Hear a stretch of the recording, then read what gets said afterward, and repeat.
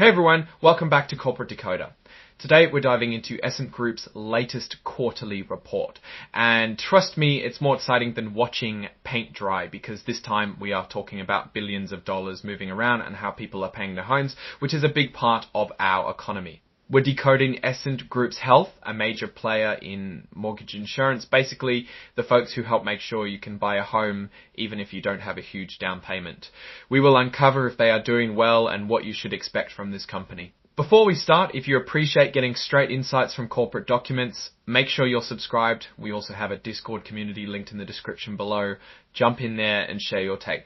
Alright, first up, let's glance at the big picture. Essent's balance sheet, which is their report card, showed total assets of around $720 billion in March of 2025. So what does this tell us? Are they holding a lot of cash, or is it all tied up in assets that can't be easily sold? Let's see how much profit they kept from previous years. Retained earnings, that's the profit they saved up. We're at $4.8 billion. It's always good to have more in that account.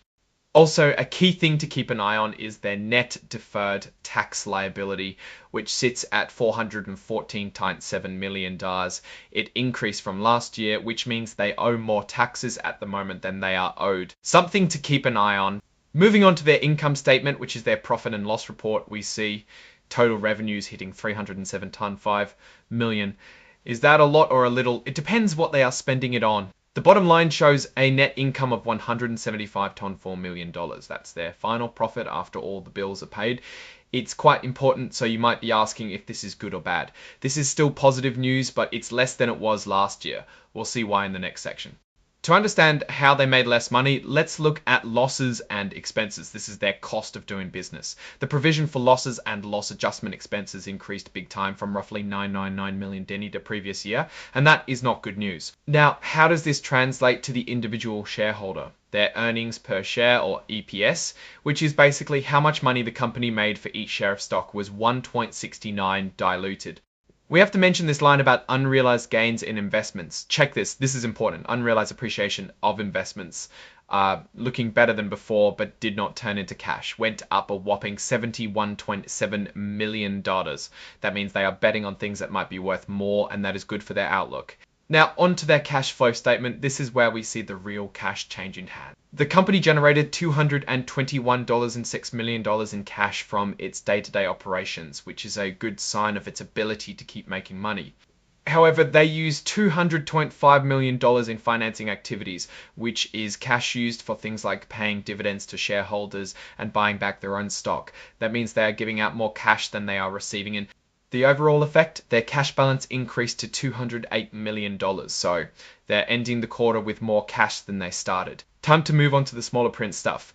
Essent is mainly in the business of mortgage insurance and reinsurance. They work with big names like Fannie Mae and Freddie Mac to make homeownership more accessible. Recently, they've also expanded into title insurance and related services. So basically, if it had something to do with getting or selling a home, they do it. Here they talk about new rules that will force them to show more details about where the company pays its taxes. It sounds boring, so we won't spend too much time on this. Now let's talk about where they put their money. You know how most of us have stocks, bonds, or a savings account. Same here, but with billions of dollars. The main thing here is to make sure they are putting their money in safe places. And mostly they are, since more than 90% of their holdings have AAA rating. They also are diversified with exposure across a number of government, mortgage, and corporate assets. Essent refinanced some of its debt with senior notes due in 2029. This move lowered their interest rate a little bit and gave them more financial flexibility. It's like refinancing your home for a lower payment. Pretty smart. One thing that mortgage companies do is reinsure or transfer their risk to another company. That is because if many people fail to pay their mortgage, Essent might not have enough money to pay out all of its responsibilities. You can think of it as insurance for insurance to protect the company from big unexpected losses. This is the company spreading its eggs across many baskets so that it does not go bankrupt during a tough time. This is about their promises and potential future issues. This section says that based on what they know now, they don't expect any big hits from these promises, so it's a good indication no nasty surprises expected. Moving on, Essent continues to pay out dividends, which is cash given back to its investors. Also, they are trying to buy back their own shares. That is also good for shareholders. The company lists how their assets would be valued on a current market. This is used in case their assets have to be sold quickly. This helps to give a realistic sense of their financial standings. Finally, let's look at how state laws affect their books. Essent's insurance business needs to follow rules set by the state of Pennsylvania, which affects how much money they can send to the parent company. They are in compliance with everything. Essent operates as one primary business, mortgage insurance, which means they are primarily focused on one thing, Ultimate. Alright, that was a lot. What's my take on Essent Group after reviewing this report? Essent seems to be in a solid position but are facing some headwinds. Their core business is still generating profits, which is good, but it may have a problem in the future. I think their growth into title insurance looks solid. Overall, this seems like a well-run company, but there are some things to keep an eye on, such as interest rate fluctuations. What's your take on these numbers and what they signal for the company's future? Drop your thoughts in the comments.